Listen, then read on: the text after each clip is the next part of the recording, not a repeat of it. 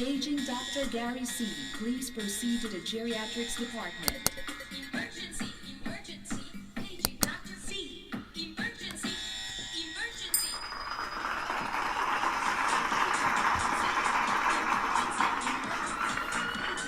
Ay, hello po sa inyo lahat. Nanonood po kayo ng Gabay sa Kalusugan at ako po si Dr. Gary C. Ang pag-uusapan po natin ay may pamagat na peeing after sex. Yan. Dapat bang umihi pagkatapos makipagtalik o maglabing-labing? Kailangan ba? Pag-usapan natin. Well, bagamat iba sa inyo, sasabihin na naman na, Dok, ako wala na nga akong kasex ako nga, walang ganito. Hindi ka kasali sa usapan kung ganun. Pero sa mga meron lang, no? Ito po, importanteng pag-usapan to.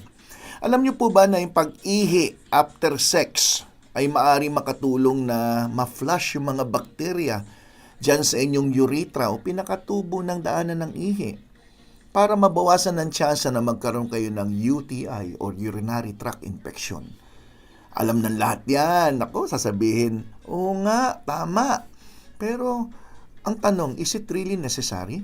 Talaga kailangan na umihi after sex? Bagamat walang libro nang sinasabi na necessary, pero wala namang masama kung gagawin at maaari makatulong. So, it isn't necessary per se, but it is helpful. Siyempre, gusto natin yung makaiwas sa UTI, di ba? Pero alam niyo po ba na ang UTI, nangyayari yan pag yung bacteria ay nakapasok sa inyong urinary tract o mismong daanan ng ihi. Mula doon sa urethra o yung maliit na tubo, paakyat yan papunta sa inyong pantog. So, nagkakaroon din kayo ng ibang problema tulad ng cystitis. Ibig sabihin ng cystitis, infection sa urinary bladder, sa pantog. Pag minalas-malas, pwede pang umakyat hanggang kidney yung bacteria. So, nagkakaroon kayo ng infection naman sa mismong bato. So, ang babae, masigit na nagkakaroon ng UTI compare mo sa mga lalaki. Bakit? 30 times po ang tsansa na magka-UTI ang isang babae compare mo sa isang lalaki. Tatanungin ako, unfair naman, bakit ng babae madalas may UTI? Pasensya na po kayo kasi ito pong dalawang dahilan. Una, yung urethra ninyo ay medyo malapit sa vagina at malapit na dun sa anus. 'Di ba? Ang urethra yung pinakamaliit na tubo na kung saan lumalabas yung ihi. 'Di ba nandun yan sa may area ng vagina? Tapos malapit sa inyong anus. Ano yung anus? Yung tumbong, 'di ba? So, pag dumumi kayo, pwede makontaminate yung vagina hanggang makontaminate yung urethra. Pangalawang dahilan, maiksi ang tubo ng babae. Tama ba yung term ko, tubo? O daanan ng ihi ng babae compare mo sa lalaki. Hindi ko na ipapaliwanag yan. Kitang-kita nyo naman, di ba? Lalaki may lawit. Di ang haba ng tubo nung bago umakyat doon sa pantog yung bakterya. Mahirapan na siya umakyat sa haba nung akyatin niya, di ba? So, yun ang isa pang dahilan. So, pag kayo po ay umiihi after sex, hindi para maiwasan mabuntis. Kasi alam niyo mga teenager ngayon, baka hindi pa rin alam. Akala nila, pag sila'y naglabing-labing sa boyfriend, umihi agad. O kaya tumalon-talon daw. Nako, para daw hindi raw mabuntis. Hindi po totoo yan, okay? Peeing after sex does not prevent sexually transmitted infection. Ang pinag-uusapan kanina, urinary tract infection, mga UTI. Pero hindi po yung mga sexually transmitted infection tulad ng chlamydia, trichomonas, mga ganyan. So, hindi maiwasan maski umihi ka ng umihi. So, ang tanong, how soon ba dapat umihi pagkatapos ng sexual contact? Yan. Nako, sige nga, kayo mga nanonood sa akin, mga lola. Ano sa tingin nyo? Kano katagal ba? O kano kabilis ka dapat umihi pagkatapos ng sexual contact? Bagamat, ang sinasabi, the sooner na ma-flush mo yung bacteria, na makatravel papunta sa urethra, yan ang pinaka-ideal. Pero may nagsasabi na at least within 30 minutes from sexual intercourse. Tandaan nyo 30 minutes, hindi 30 days, 30 minutes lang po. Okay. So, ang tanong, ano ba bang ibang way para makaiwas ako sa UTI, Doc? Ano ba iba pwede kong gawin? Ito, number 1, drink 8 to 10 glasses of water each day to ensure regular flushing of bacteria out of the urethra. 8 to 10 glasses ha, hindi kasama po dyan yung kape ha. Number 2, make sure pag kayo naiihi, umihi na agad. Huwag niyong pigil-pigilan yan. Meron ako isang pasyente, ay naku, dumi kasi sa public CR kaya hindi ako makaihi, kaya pinipigil ko. Ayan, nagka-UTI naman. Number 3, avoid nyo po avoiding going more than 3 to 4 hours without urinating. Pag tinanong mo yung pasyente, ilang beses ka umihi sa buong araw? Mga 3 times, 4 times lang. Di ibig sabihin, umaabot ka ng 3 oras o 4 na oras na hindi umiihi. Aba, baka naman di ka uminom ng sapat na tubig. Yun ang isa sa dahilan.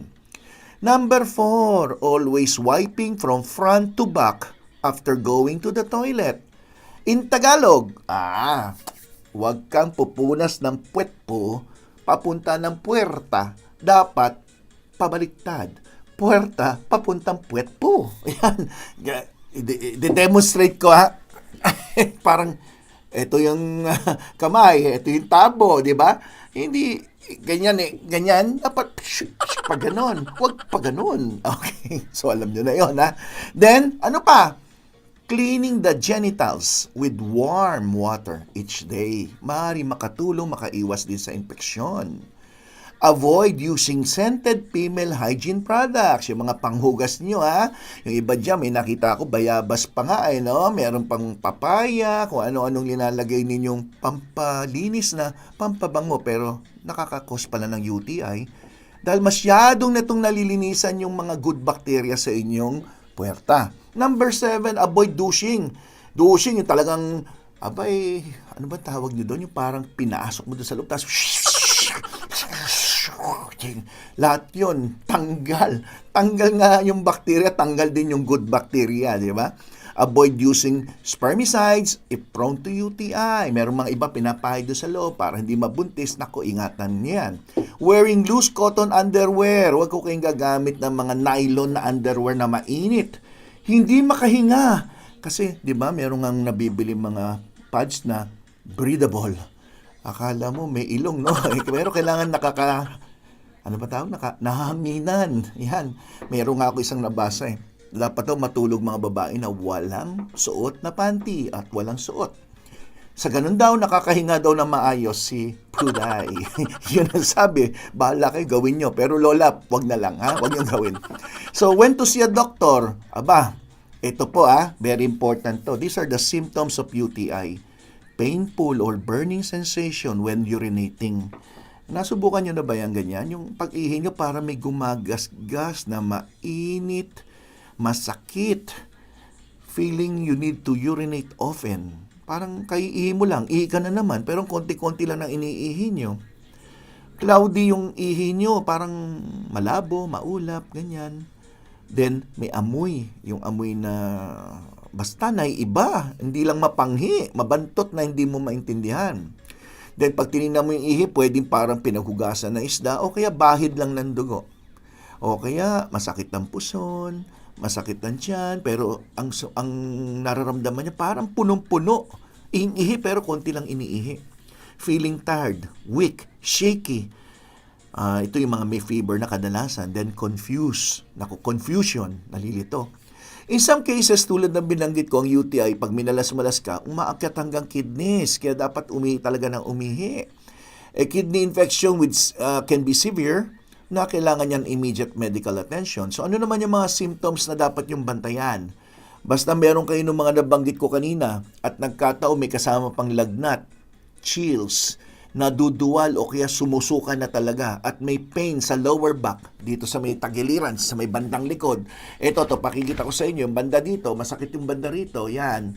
Ibig sabihin yan, baka namamaga o may inflammation ng inyong kidney. So, yan yung simple tips. Drink a lot of water. Pag after sexual contact, hindi ka naihi, inom ka ng isang basong tubig.